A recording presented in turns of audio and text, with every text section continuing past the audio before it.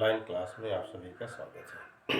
आज हम लोग प्रकाश की बहुत से इम्पोर्टेंट टॉपिक के बारे में डिस्कस करेंगे और इस फार्मूले का और उसमें फार्मूला जो है उसका डेरिवेशन करेंगे। यह टॉपिक इतना ही इम्पोर्टेंट है कि विगत वर्षों में या तो इसका डेरिवेशन या इस पर आधारित एक क्वेश्चन अवश्य दिया गया है। तो आज हम लोग उसी टॉपिक के बारे में डिस्कस करेंगे। वो टॉपिक आपका है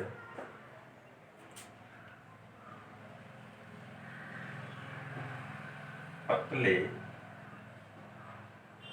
लेंस के लिए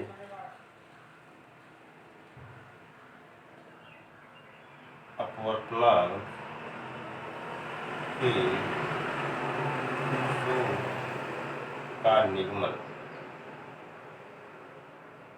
या एक और नाम से फेमस इसको कहते हैं लेंस मेकर सूत्र, या इसी को और भी नामों से कहा जाता है फोकस दूरी और अपवर्तनांक में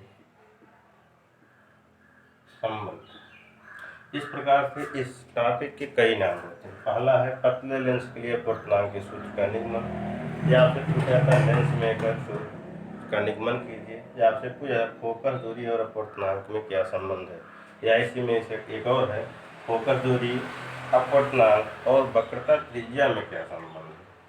फोकस दूरी, अपवर्तनांक और वक्रता त्रिज्या आर में संबंध। इसीलिए यह टॉपिक बहुत ही इम्पोर्टेंट है। इसकी सहायता से हम लोग क्या करेंगे, इसमें हम लोग देखेंगे इसका जो फार्मूला आपका होता है, फार्मूला आपका है 1/f equal to n-1 1/r1 minus 1/r2। ये आपका लेंस मेकर सूत्र या लेंस मेकर फार्मूला है। इसी फार्मूले का हम लोग निगमन करेंगे। इसमें f फोकस दूरी, n अपवर्तनांक, r1 जो उत्तल लेंस होगा वो आपका होता है द्वि उत्तल लेंस। कौन सा उत्तल लेंस होगा? द्वि उत्तल लेंस। द्वि उत्तल लेंस में जो उत्तल लेंस है उसके पहले पृष्ठ की वक्रता त्रिज्या r1 और दूसरी होती है r2। ये फार्मूला, इसी का हम लोग क्या करेंगे, डेरिवेशन करेंगे। तो देखेंगे पहले इसमें हम लोग इसके फिगर से देखेंगे, समझेंगे। इसमें फिगर, जो फिगर आपका है उसी फिगर से हम लोग फार्मूले का निगमन कर देंगे। देखेंगे एक पतला लेंस, ये हो गया आपका पतला लेंस, ये हो गया आपका मुख्य अक्ष, ये आपका प्रथम पृष्ठ P1, ये आपका द्वितीय पृष्ठ P2। जैसा कि हम जानते हैं कि इसकी मुख्य अक्ष पर कोई आपकी वस्तु O है। इससे चलने वाली जो प्रकाश की किरण होगी जो लेंस पर आपतित होगी, ये आपकी होगी आपतित किरण। अब देखेंगे पहले जो किरण है आपकी, ये आपका है विरल माध्यम और ये आपका सघन माध्यम। प्रकाश की किरण यहाँ से अर्थात विरल माध्यम से सघन माध्यम में जा रही है। जब पहले पृष्ठ पर पहुँचेगी तो यहाँ से क्या होगा, अपवर्तन होगा। जैसे मान लीजिए अपवर्तन हुआ और ये आपकी किरण पहुँच गई यहाँ। इसको हम लोग क्या करेंगे, डॉट डॉट करते हुए आगे की तरफ ऐसे बढ़ा, ये आपका बन जाता है आई डैश। अब जब प्रकाश की किरण यहाँ से यहाँ पर पहुँचेगी, यहाँ से पुनः अपवर्तन होगा। जब पुनः अपवर्तन होगा, इसी किरण को हम लोग इस प्रकार से दिखाते हैं, ये आपका हो गया आई। तो कहने का मतलब है ये आपकी रेज जो दिखाई जा रही है, यहाँ से दो रेज। पहला, इस वस्तु के लिए ऑब्जेक्ट क्या होगा, आई डैश, और आई डैश का जो ऑब्जेक्ट इमेज होगा वो होगा आपका आई। ठीक, ऑब्जेक्ट ओ का इमेज होगा आई डैश और आई डैश का जो इमेज होगा आपका आई। यहाँ से आपकी ये दूरी क्या होगी, u होगी, इस दूरी को हम लोग क्या मानेंगे, v डैश मानेंगे, और ये दूरी आपकी क्या होगी, v होगी। यहाँ पर देखेंगे पतला लेंस है, इसलिए पतले लेंस की मोटाई अगर हम लोग t मान लेते हैं, फिर भी इस मोटाई जो इसकी t होगी वह u, v और v डैश की तुलना में बहुत कम होगी, इसलिए हम उस मोटाई को नगण्य मान लेते हैं। ठीक है, अब इस फार्मूले की सहायता से हम लोग ये निगमन करेंगे। हम लोग जानते हैं आपका एक फार्मूला है, हम लोग उसका अध्ययन कर चुके हैं, n upon v minus 1 upon u equal to n minus 1, n upon v minus 1 upon u equal to n minus 1 upon r। इसी फार्मूले का यूज हमको करना है। इसमें वो क्या होगा, वो आपकी है वस्तु आई डैश ऐसा प्रतिबिंब होगा, आभासी प्रतिबिंब होगा, और आई क्या होगा, वास्तविक प्रतिबिंब होगा, वास्तविक प्रतिबिंब होगा। बस दो है। अब यहाँ पर देखते हैं, पहला आपका पृष्ठ R1 P1 की वक्रता त्रिज्या हम लोग क्या मानेंगे, R1, और P2 की जो वक्रता त्रिज्या उसको हम लोग क्या मानेंगे, R2, और इस लेंस के पदार्थ का अपवर्तनांक हम लोग क्या मानेंगे, या इसको कहते हैं आपको म्यू भी मिलेगा। दोनों चीजें एक ही हैं, लेंस के पदार्थ का अपवर्तन हमें क्या मानना है, म्यू मानना है। अब देखेंगे यहाँ पर ये जो फार्मूला निगमन किया गया, इसी का हम लोग पहले क्या करेंगे, देखेंगे प्रथम स्थिति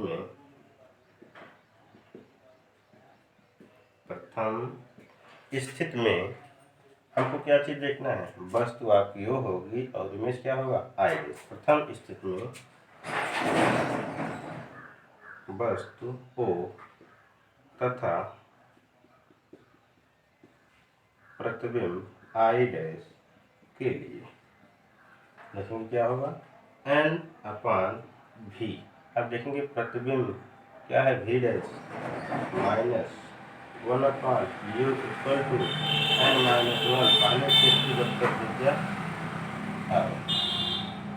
इसे हम लोग फिर से रिकॉल करते हैं। ये आपका वो क्या होगी, वस्तु होगी, आई डैश क्या होगा, आभासी प्रतिबिंब होगा, आई क्या होगा, वास्तविक प्रतिबिंब होगा, P1 पहले पृष्ठ की वक्रता त्रिज्या R1, दूसरे पृष्ठ की वक्रता त्रिज्या R2, लेंस के पदार्थ का अपवर्तनांक क्या होगा, आपका n होगा। प्रथम स्थिति में वस्तु क्या मानी गई, O, और प्रतिबिंब क्या होगा, आई डैश।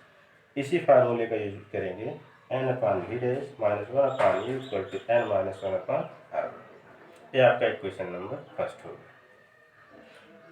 Equation first. हम सेकेंड में हम लोग क्या चीज देखेंगे कि इसमें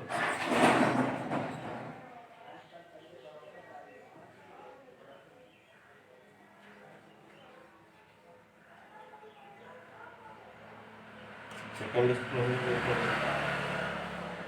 द्वितीय स्थिति में अब हमारा वस्तु क्या होगी, वस्तु आई डैश तथा प्रतिबिंब क्या होगा, आई होगा। अब यहाँ पर देखेंगे वस्तु आपकी हो गई आई डैश और प्रतिबिंब क्या हो गया आपका आई। अब देखेंगे उल्टा हो रहा, देखेंगे वस्तु पहले प्रकाश से किरण विरल माध्यम से सघन माध्यम, अब उल्टा हो जाएगा, सघन माध्यम से विरल माध्यम, इसलिए जो अपवर्तनांक होता है पहले का रेसिप्रोकल हो जाता है। फिर उसी फार्मूले जहाँ पर n है वहाँ पर जाएगा 1 अपान प्रतिबिंब क्या है, आई, इसके लिए क्या लिखेंगे, माइनस 1 अपान वस्तु क्या है, v dash equal to 1 upon n minus 1। अब दूसरे के लिए वक्र त्रिज्या पूरे समीकरण देखिए पहले से थोड़ा सा उल्टा, n के स्थान पर हम लोग क्या पुट किया, 1 अपान n। क्यों पुट किया, क्योंकि पहले प्रकाश की किरण जो थी विरल माध्यम से सघन माध्यम में, अब उल्टा हो जा रहा है, सघन माध्यम से विरल माध्यम, इसलिए n की वैल्यू क्या होगी, 1 अपान n। पूरे समीकरण किससे मल्टीप्लाई करेंगे, n से, हो जाएगा 1 upon n into n upon upon equal to 1 upon n into n minus n into 1 upon हो जाएगा r। ए एन से एन कैंसिल हो जाएगा, ए एन से एन कैंसिल, यहाँ पर होगा 1/v minus N upon we dash equal to 1 minus N upon कितना equation number first equation n upon we dash minus 1 upon equal to N minus 1 upon are. Second equation आपका होगा 1 upon we minus N upon we dash equal to 1 minus N upon r. अब देखेंगे हम लोग इस दोनों इक्वेशनों को add करेंगे, इस दोनों इक्वेशन को क्या करेंगे, ऐड करेंगे। इक्वेशन फर्स्ट और इक्वेशन सेकेंड को हम लोग ऐड करेंगे।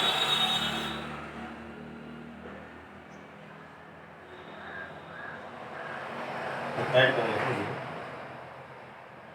समीकरण 1 तथा 2 को जोड़ने पर लेफ्ट साइड को लेफ्ट साइड में, राइट साइड को राइट साइड में, N upon we dash minus 1 upon U plus 1 upon we minus N upon we dash equal to N minus 1 upon are one plus 1 minus N upon R. Left side को left side में हमने add कर दिया, right side को right side में add कर दिया। अब देखेंगे value N upon we dash N upon we dash cancel, 1 upon V plus 1 upon U minus 1 upon we minus 1 upon you equal to N minus 1 upon R. देखेंगे N minus 1 1 करेंगे आपको N minus 1 अपान कितना हो जाएगा 1 upon we minus 1 upon you equal to, इस equation में n minus 1 काम करेंगे, n minus 1 upon are one minus 1 upon, ये हो गया इक्वेशन नंबर इक्वेशन थर्ड। ये आपका इक्वेशन थर्ड जो है ये आपका फार्मूला है एक प्रकार से, लेकिन अभी हम लोग इस वैल्यू में आपको कहीं पर यफ नहीं है, तो हम लोग क्या लिखे थे, फोकस दूरी के लिए हम लोग कंडीशन अप्लाई करेंगे। लिखेंगे यदि वस्तु अनंत पर स्थित हो, वस्तु कहाँ पर स्थित हो, अनंत पर अगर स्थित है तो, यदि वस्तु अनंत पर स्थित हो, यदि वस्तु अनंत पर स्थित, जब वस्तु अनंत पर स्थित होगी यू की वैल्यू क्या होगी, इनफाइनाइट होगी। कभी भी जब वस्तु अनंत पर स्थित होती है तो उसका प्रतिबिंब कहाँ पर बनता है, फोकस पर, v इक्वल टू क्या हो जाएगा f। हम लोग इस u की वैल्यू इनफाइनाइट और v की वैल्यू f क्या करेंगे, समीकरण 3 में पुट करेंगे। लिखेंगे u तथा v का मान समीकरण 3 में रखने पर, समीकरण 3 में क्या करेंगे, इसकी वैल्यू पुट करेंगे, किसकी, u और v, u और v की वैल्यू हम लोग अगर पुट करते हैं तो हमको वैल्यू क्या मिलेगी, देखो यहाँ से 1 upon F minus 1 upon infinite equal to N minus 1 upon are one minus 1 upon are two. 1 upon infinite की value 0, 1 upon F equal to 1 upon infinite की वैल्यू 0, तो 1 upon F equal to N minus 1 upon are one minus 1 upon are to.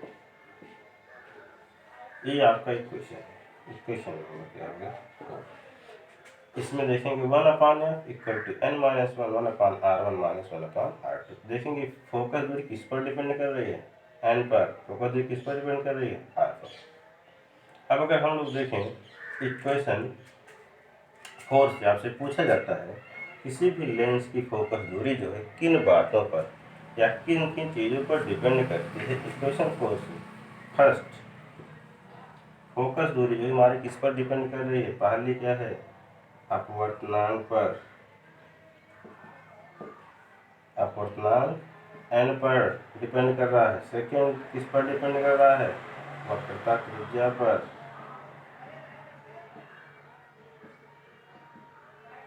दोनों चीजें अर्थात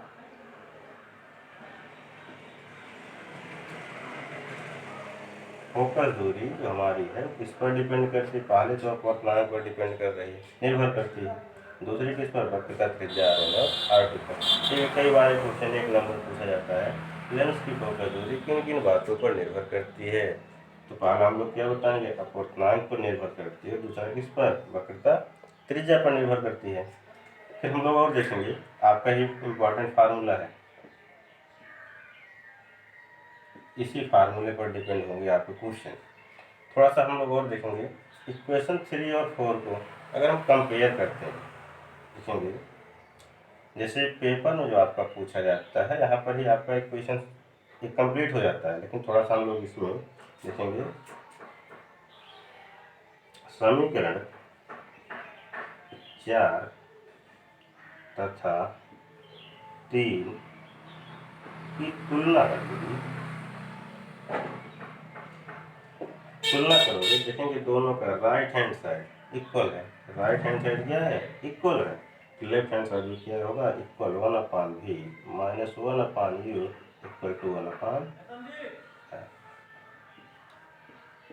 इस equation को आप लोग पहले ड्राइव कर चुके हैं, या इसको आप लोग 10th में पढ़ा होगा। 1/v minus 1/u equal to 1/f lens की फोकस दूरी का फार्मूला है। तो मुख्य रूप से फार्मूला आपका इक्वेशन नंबर 4 पूछा जाएगा। अब देखिए हमने क्या बताया, फोकस दूरी अपवर्तनांक और वक्रता त्रिज्या में संबंध का फार्मूला है। फोकस दूरी अपवर्तनांक में संबंध का फार्मूला है। या पूछा जाए फोकस दूरी हमारी किन चीज़ों पर निर्भर करती है, तो निर्भर किस पर करती है? अपवर्तनांक पर निर्भर करती है, वक्रता त्रिज्या पर निर्भर करती है। अगर हम लोग 3 और 4 इक्वेशन 3 और 4 को कंपेयर करते हैं तो हमको मिलता है 1/v minus 1/u equal to 1/f। ये आपका इक्वेशन कैसा है? फोकस दूरी अर्थात कह सकते हैं u v f में संबंध का रिलेशन है। आप इसकी सहायता से भी फार्मूले का डेरिवेशन कर सकते हैं, या लेंस के लिए आप लोग 10th जो है उसका भी आप। यह टॉपिक बहुत ही इंपॉर्टेंट है, क्योंकि इस पर यह आपका फार्मूले का डेरिवेशन या तो पूछा, इसी पर डिपेंड होंगे आपके क्वेश्चन। ठीक, अब आप लोग क्या करेंगे, इसको एक बार रिवाइज करेंगे, अवश्य रिवाइज करेंगे। Okay, thank you.